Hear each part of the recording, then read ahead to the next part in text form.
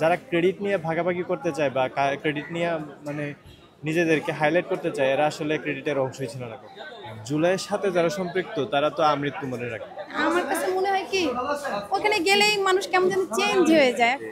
এই ভাগাভাগি যেটা আছে এটা আমাদের আসলে আমরা জাতিগতভাবে মিশ্র জাতি। আলহামদুলিল্লাহ অনেক ভালো লাগতেছে। আমরা একটা জুলাই আন্দোলনে নিয়ে গেছি, সেই কারণে একটা র্যালি আমাদের করেছে সাইকেলিস্ট নিয়ে, আমাদের অনেক ভালো লাগতেছে। ইনশাল্লাহ আমরা যতদিন বেঁচে থাকবো, আল্লাহ তালা আমাদের যতদিন স্মরণে রাখবে ততদিন আমরা মনে রাখবো। এটা অনেক আনন্দের ব্যাপার। আমি প্রথমবার যখন রেজিস্ট্রেশন শুরু হয়েছিল তখন আসলে করতে পারি নাই, মানে রেজিস্ট্রেশন করতে পারি নাই। পরবর্তীতে আবার এখান থেকে দুই একজন মাইনাস করছিল, মানে আসতে পারে নাই, ওইটার গ্যাপে পরে আবার ঢুকতে পারছি। জুলাইয়ের সাথে যারা সম্পৃক্ত তারা তো আমৃত্যু মনে রাখে। প্রত্যেকটা ব্যাপারে দেখবেন পজিটিভ নেগেটিভ কিছু থাকে। যারা খারাপ কাজের সাথে জড়িত আমি তাদেরকে কখনোই মানুষের কাতারে রাখতে চাই।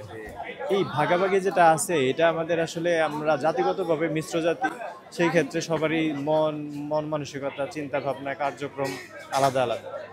এই কারণে দেখা যায় যে আপনি চাইলেও একসাথে সবাইরে নিয়ে একটা দলে একবারে থাকা যায় না।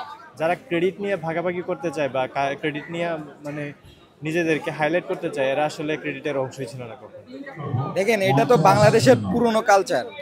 এখন যারা ক্রেডিট নিয়ে ভাগাভাগি করছে তারা যদি পুরনো কালচারটাকে প্রতিষ্ঠিত করতে চায় তাহলে এখানে কিছু বলার নেই। আমরা তো মনে রাখতেছি, আশা করি মনে রাখবে।